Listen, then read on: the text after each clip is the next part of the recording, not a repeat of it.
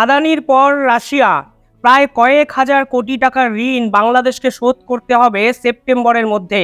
আরও স্পেসিফিক্যালি বললে 15ই September deadline দিয়েছে রাশিয়া এবং মস্কো, অর্থাৎ হাতে আর 3টে দিন। এই 3 দিনের মধ্যে বাংলাদেশ সরকার কিভাবে বিপুল পরিমাণ ঋণের টাকা রাশিয়াকে এবং আরও কিছু ঋণের টাকা আদানিকে শোধ করবে, তাই এখন লাখ টাকার প্রশ্ন। কিন্তু বাংলাদেশের পরিস্থিতি এমনটা তো হওয়ার কথা ছিল না। কিসের জন্য বাংলাদেশ আজ দেউলিয়া হতে শুরু করেছে? মুদ্রাস্ফীতি, নাকি রাজনৈতিক উত্তাপ, নাকি কোনো বিদেশি শক্তির ষড়যন্ত্র?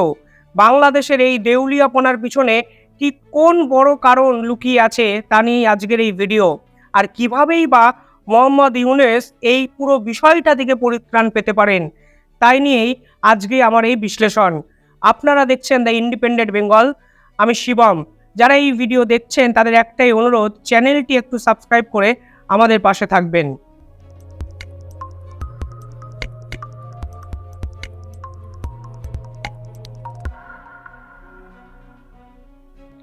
একটি রাষ্ট্র যখন ভুল পথে বিপথে চালিত হয়ে কিছু ভুল সিদ্ধান্ত নেয় এবং রাজনৈতিক অস্থিরতার কারণে রাজ্যটি বা রাষ্ট্রটি ঠিক কোন অবনমনে পৌঁছে যেতে পারে, তার সব থেকে বড় উদাহরণ কিন্তু বিশ্বের কাছে এই বাংলাদেশ।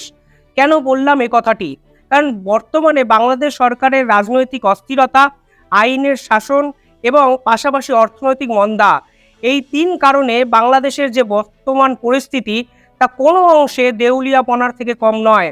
কারণ 15ই সেপ্টেম্বরের মধ্যে রাশিয়াকে মিটিয়ে দিতে হবে কয়েক হাজার কোটি টাকা ঋণ। পাশাপাশি আদানি মোহাম্মদ ইউনূসকে চিঠি দিয়ে বসেছেন যে 80 কোটি ডলারের ঋণ যেন 15ই সেপ্টেম্বর বা সেপ্টেম্বর মাসের মধ্যে আদানিকে মিটিয়ে দেওয়া হয়। পাশাপাশি এই বাংলাদেশের যদি অর্থনৈতিক স্ট্রাকচারটা আপনারা দেখেন, তাহলে দেখবেন এই দেশটি IMF এর ঋণ নিয়ে কিন্তু চলছে। শুধু IMF নয়, চীনের বিপুল পরিমাণ ঋণ এবং তার সুদ নিঃসন্দেহে বাংলাদেশকে আগামী 3 বছরের মধ্যে 8টা কিস্তি দেওয়ার মতো প্রেশারাইজড একটা সিচুয়েশন কিন্তু তৈরি করছে। এই ঋণের পরিমাণ কিন্তু কয়েক লক্ষ মার্কিন ডলার। এবার সমস্যাটা অন্য। সমস্যাটা হলো বাংলাদেশ কিছু ক্ষেত্রে এমন কিছু দেশকে ভরসা করেছে যারা সুযোগের সদ্ব্যবহার করতে পিছুপা হয় না। তার সবথেকে বড় উদাহরণ নিঃসন্দেহে চীন। চীন বাংলাদেশকে এত বিপুল পরিমাণ টাকা ঋণ দিয়েছে, যার পিছনে ব্যবসায়িক স্বার্থ তো নিঃসন্দেহে জড়িত ছিল, পাশাপাশি দেউলিয়াপনা করতে হবে প্রতিবেশী দেশকে এবং বিপদের সময় পাশ থেকে সরে যাব, এই মানসিকতাও কিন্তু চীনের কিছু ক্ষেত্রে লুকিয়ে ছিল বলে আমার ব্যক্তিগতভাবে মনে হচ্ছে। তবে আসল কথায় ফেরা যাক। চীন চ্যাপ্টার যদি আপনারা সাইডে রাখেন, তাহলে দেখবেন রাশিয়া, যেই রাশিয়াকে বাংলাদেশ সবথেকে বেশি ভরসা করেছিল, এখন রাশিয়া সরকার বাংলাদেশ থেকে প্রায় $600 মিলিয়ন টাকা কিন্তু বকেয়া হিসাবে পায়। 2016 সালের 26শে জুলাই রংপুর পারমাণবিক বিদ্যুৎ কেন্দ্র বাবদ রাশিয়ার থেকে প্রায় 1138.50 কোটি টাকা মার্কিন ডলার কিন্তু ঋণ নিয়েছিল বাংলাদেশ সরকার। পুরো প্রজেক্টটির বাজেট ছিল 1265 crore ডলার, অর্থাৎ 1265 কোটি ডলারের একটা প্রজেক্টের 90% ঋণ কিন্তু একটি দেশ থেকে নেওয়া। চীন সরকার কোনো ঋণ দিলে তার নির্দিষ্ট সময়কাল থাকে 20 বছর এবং শতাংশের হিসাবে সুদের পরিমাণ থাকে 3%। তবে এক্ষেত্রে রাশিয়া কিন্তু বাংলাদেশের থেকে ঋণ নিচ্ছে 4% সুদ বাবদ, অর্থাৎ চীনের থেকে রাশিয়ার সুদও কিন্তু এক্ষেত্রে অনেকটা বেশি। পরবর্তীকালে ঠিক হয়েছিল যে 2024-এ এই ঋণের সুদের পরিমাণ পূরণ করা হবে বাংলাদেশের তরফ থেকে, কিন্তু বাংলাদেশ সরকার রাশিয়াকে বিভিন্ন ক্ষেত্রে অনুযোগ জানায় যে এই সময়কাল যেন বাড়িয়ে 2024 থেকে 2026-এ পরিণত করা হয় এবং আসল সুদের পরিমাণ, আসল যে টাকা, সেই সুদের পরিমাণ যেন বাড়িয়ে 2027 সাল থেকে 2030 অবধি করা হয়। কিন্তু রাশিয়া কিন্তু কোনোভাবেই কর্ণপাত করেনি। পাশাপাশি বাংলাদেশ সরকার এও প্রস্তাব দিয়েছিল যে পরিমাণ টাকা আসল হিসাবে রাশিয়া বর্তমানে পাবে, সেই বিপুল পরিমাণ টাকার পণ্য নাকি বাংলাদেশ সরকার রাশিয়াকে দিতে আগ্রহী, যদি টাকার বদলে এটা পুঁজিবাদী শক্তি বা পুঁজিবাদী চুক্তি দ্বারা এই পুরো বিষয়টিকে কনফুলেট বা ধামাচাপা দেওয়া যায়। রাশিয়া সরকার কিন্তু সেই চুক্তিতেও শিলমোহর দেয়নি। এর ফলস্বরূপ বাংলাদেশকে প্রায় বর্তমানে $630 মিলিয়ন কিন্তু দিতে হবে এখন। এবার সমস্যা বাংলাদেশের তরফ থেকে কোথায় হয়েছে? দেখুন, রাশিয়াকে টাকা দিতে হবে এটা বাংলাদেশ সরকার আগে থেকেই জানতো। তাই বাংলাদেশ সরকারের বিভিন্ন অফিসিয়ালদের মতে তারা এই সুদের কিছু টাকাটা বাংলাদেশের কিছু ব্যাংকে সরিয়ে রেখেছিল। কেন এই পরিস্থিতির সৃষ্টি হলো? কারণ বর্তমানে রাশিয়া এবং ইউক্রেন যুদ্ধের ফলে আমেরিকা রাশিয়ার কিছু ব্যাংকে কিন্তু ব্যান করে দেয়। ফলে রাশিয়ার যে ব্যাংকের সাথে বাংলাদেশের নির্দিষ্ট ব্যাংক সোনালী ব্যাংক, যারা বাংলাদেশের সরকারের হয়ে কাজ করছিল, সেই যে ট্রানজেকশন এই ব্যান হয়ে যাওয়ার ফলে রাশিয়াকে তারা কিন্তু এই টাকাটা দিতে পারেনি। বাংলাদেশ সরকার নাকি একাধিকভাবে চেষ্টাও করেছিল যদি তৃতীয় কোনো দেশের সাহায্যে রাশিয়া অবধি টাকাটা পৌঁছানো যায়, কিন্তু রাশিয়া সরকার নাকি কোনো পন্থাই বাংলাদেশ সরকারকে সেই সময় দিতে পারেনি। অনেকে বলছেন এই টাকাটা সুদ বাবদ পার্টিকুলারলি টাকাটা বাংলাদেশ সরকার আলাদাভাবে নাকি সরিয়েও রেখেছে, কিন্তু সরিয়ে রাখা হওয়া সত্ত্বেও বর্তমান বাংলাদেশের অর্থনৈতিক মন্দার সময় সেই টাকাটা একভাবে নির্দিষ্ট ব্যাংক থেকে তুলে কীভাবে রাশিয়া অবধি পৌঁছানো যাবে সেটাই এখন বড় প্রশ্ন। আরও প্রশ্ন টানা বেঁধেছে, কারণ বাংলাদেশ সরকার পরিষ্কার জানিয়েছেন তাদের অর্থনৈতিক মন্দার কারণে 10টি ব্যাংক কিন্তু দেউলিয়া হয়ে আছে। তারা বিভিন্ন ব্যাংকে মার্জারের কথাও কিন্তু ভাবছেন। তারা বলছেন রাশিয়াকে তারা বিভিন্ন ক্ষেত্রে অনুরোধ করেছিলেন যে তারা যেন টাকাটা নিয়ে নেয়, কিন্তু রাশিয়া সরকার অবশেষে তৃতীয় একটি ব্যাংক, তা হলো চায়নার সাংহাইয়ের একটি নির্দিষ্ট ব্যাংকের অ্যাকাউন্ট দিয়ে বর্তমানে বলা হয়েছে যেন সেই টাকাটি যেন চায়নার ব্যাংকে তারা পাঠিয়ে দেয়। নিঃসন্দেহে এর সঙ্গে জুড়েছে পেনাল্টি ইন্টারেস্ট, তা নির্দিষ্ট টাকার উপর প্রায় 2.24%, অর্থাৎ বিপুল পরিমাণ একটা সুদের হারা কিন্তু বাংলাদেশ সরকারের উপর বর্তমানে আছে। পাশাপাশি আপনারা যদি দেখেন এই বাংলাদেশের এই বর্তমান পরিস্থিতির পিছনে আরও নির্দিষ্ট কিছু কারণ আছে বলে আমার মনে হয়। সেই কারণগুলো নিয়ে নিঃসন্দেহে আমি আলোচনা করব। কিন্তু বর্তমানে ব্যাংক অফ সাইনাই, এই চীনের ব্যাংকে কিভাবে বাংলাদেশ সরকার টাকা পাঠাবে সেইটাই এখন বাংলাদেশের অর্থনীতিবিদদের কাছে লাখ টাকার প্রশ্ন। পাশাপাশি যে ডেডলাইনটা দেওয়া হয়েছে তা হলো 15ই সেপ্টেম্বর, কিন্তু 15ই সেপ্টেম্বর রবিবার পড়ায় 16 এবং 17ই সেপ্টেম্বরকে টাকা পাঠানোর একটা পন্থা বলে ভেবে নিয়েছিলেন বাংলাদেশ সরকার, কিন্তু 16 এবং 17ই সেপ্টেম্বর চায়নায় নন ব্যাংকিং ডে।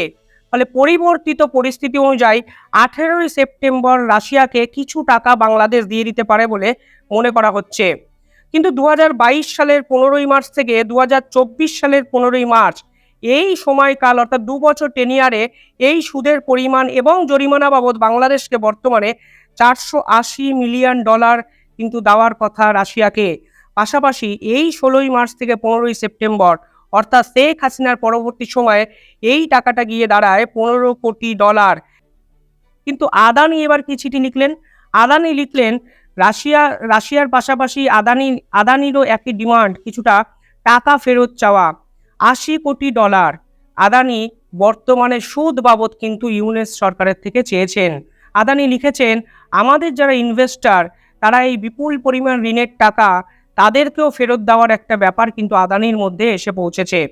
অর্থাৎ একদিকে রাশিয়ার প্রায় $600 মিলিয়ন, অন্যদিকে আদানি শুধু সুদ বাবদ $80 কোটি।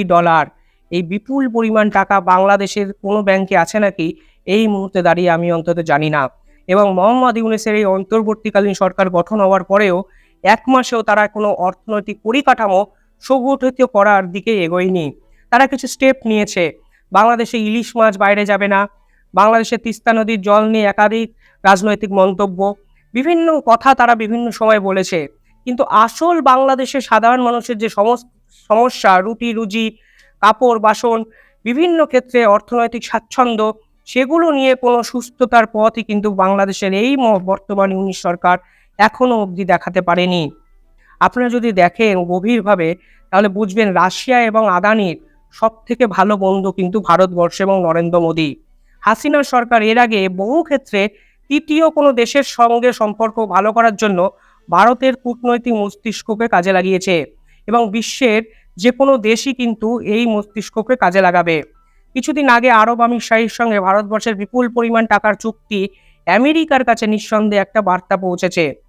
পাশাপাশি এই পরিস্থিতিতে বাংলাদেশ সরকার কিছু ক্ষেত্রে ভারতেরও সাহায্য চেয়েছে এবং ভারতের সাহায্য চেয়ে তারা বলেছে বাংলাদেশের সঙ্গে ভারতের কোনো প্রকল্পই নাকি বন্ধ হবে না। সে বিষয়ে ভিডিও আমি অলরেডি বানিয়েছি। কিন্তু বর্তমানে রাশিয়ার সঙ্গে মিউচুয়াল আন্ডারস্ট্যান্ডিং কি করতে পারে না ভারতবর্ষ? এবং ভারতবর্ষের প্রধানমন্ত্রী নরেন্দ্র মোদীর সাথেও আদানির সম্পর্ক অত্যন্ত ভালো।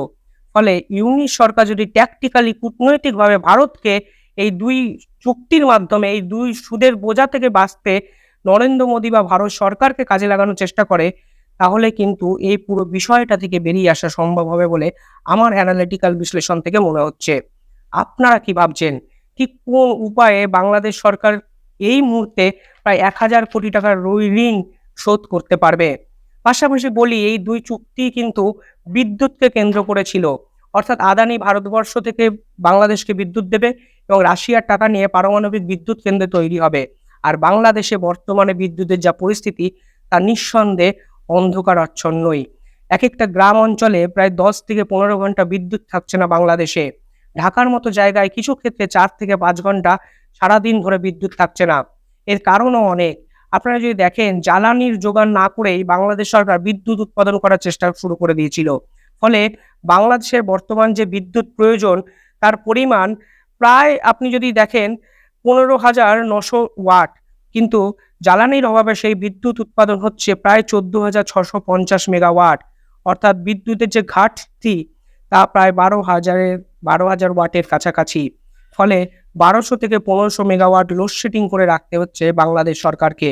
অর্থাৎ অপরিপক্কতা, প্ল্যানিং এবং নতুন সরকার গঠন হওয়ার পরেও দূরদর্শিতার অভাব, সব মিলিয়ে ঘেঁটে ঘ হয়ে আছে বাংলাদেশের পরিস্থিতি। এই দেউলিয়াপনা থেকে আটকাতে প্রয়োজন প্রপার অর্থনৈতিক স্বাচ্ছন্দ্য এবং দূরদর্শিতা এবং নির্দিষ্ট একটা প্ল্যানিং। এবং ২ নম্বর, বন্ধু কোনো দেশ ভুল যেন না চুজ করা হয়। এই সময় চীনের এই পরিমাণ ঋণ কিংবা রাশিয়ার এত বিপুল পরিমাণ ঋণ থেকে কি ভবিষ্যতে শিখতে পারবে বাংলাদেশ? এই প্রশ্ন কিন্তু সাধারণ মানুষ তুলতে শুরু করে দিয়েছেন।